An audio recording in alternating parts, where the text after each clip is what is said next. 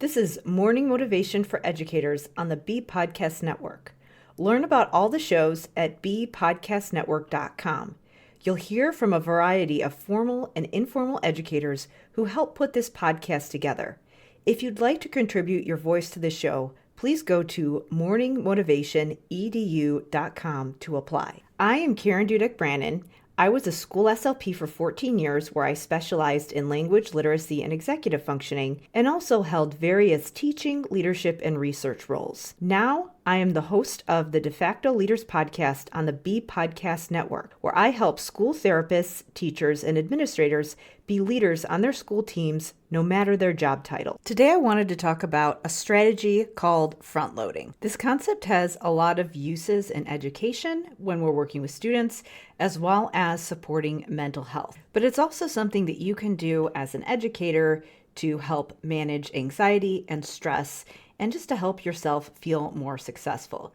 When we front load, we're distributing a large amount of work at the very beginning of a process. And the purpose is to go into whatever we're doing feeling prepared. So there are a lot of uses in education when it comes to academic content. For example, we might front load vocabulary instruction before we teach a difficult lesson. We might be at the beginning of a lesson teaching kids some background knowledge and vocabulary and priming them for whatever we're teaching them. And there also are ways that we can do this for students who tend to have anxiety and executive functioning issues, especially when they have to do challenging tasks or work through situations that might feel unfamiliar. And so how we front load when it comes to mental health is that we might teach students strategies, we might give them a chance to rehearse or practice something in advance. And what this does is that it helps students to feel successful and to feel prepared and to have a vision in their mind of what that unfamiliar situation might look like so that it provokes less anxiety. Yes, some feelings of discomfort are normal when we are working through situations that might be unfamiliar to us, but we can minimize that and help students feel confident by front loading and practicing and teaching strategies. Many times when we avoid tasks because they're unfamiliar, they continue to be unfamiliar, so our anxiety builds. And the catch-22 is that in order to decrease our anxiety and feel more confident, we do have to experience those situations and push through those feelings of discomfort. And the way to move through that is to use strategies such as front loading so that we can be as prepared as possible. So for example, do you have students who get overstimulated in the lunchroom or the gym? Do they need some cues to know how to use strategies in order to manage their sensory needs? Well, the way that you would front load for that is that you might talk through the situation and then maybe you would do a dress rehearsal in the lunchroom or the gym or the assembly or whatever the situation is without a ton of people there and walk students through how they might use their strategies to ask for a break, use noise canceling headphones, or whatever it is that you're going to offer them as a strategy. So we find ways to practice the situation in a more structured setup so that we're gradually increasing the difficulty level of the activity. Another way that I have seen schools do front loading is that if students are having to go on a field trip or if they are transitioning to a new building, a lot of times students will get to take a tour.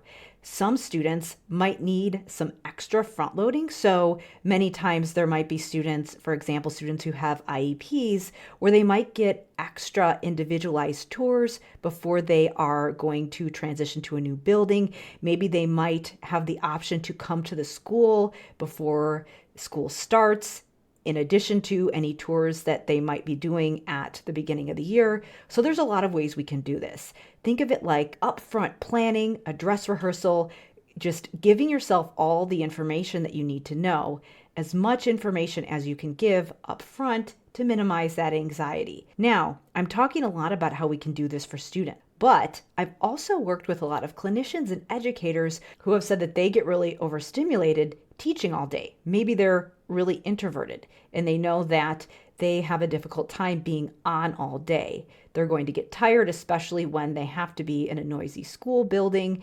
So for those types of situations, I also recommend that you can use this front loading strategy for yourself. Another example would be if you have a difficult meeting coming up, if you have a presentation that you're giving, or even a networking event. Personally, the most challenging thing out of all of those things I just mentioned would be unstructured networking events. Those types of things that are a little bit unstructured, where it's not clear what everyone is supposed to be doing, make me really nervous. So what I would do in that type of situation is that I would get as much information as possible before going to the event about who's going to be there, who I'm going to plan on talking to, what I might be asking them, how I might want to start conversations with people, so some potential icebreakers.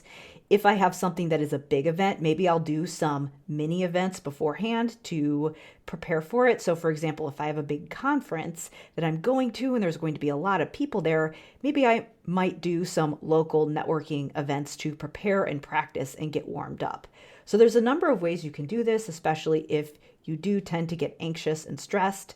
So it's not just for your students. Front loading is something that we can do for ourselves to help us feel confident in what we're doing. Thanks for listening, and whatever role you have in education, we have a podcast for you at bepodcastnetwork.com. Who among your friends and colleagues needs to hear this message today? Please share it with them right now.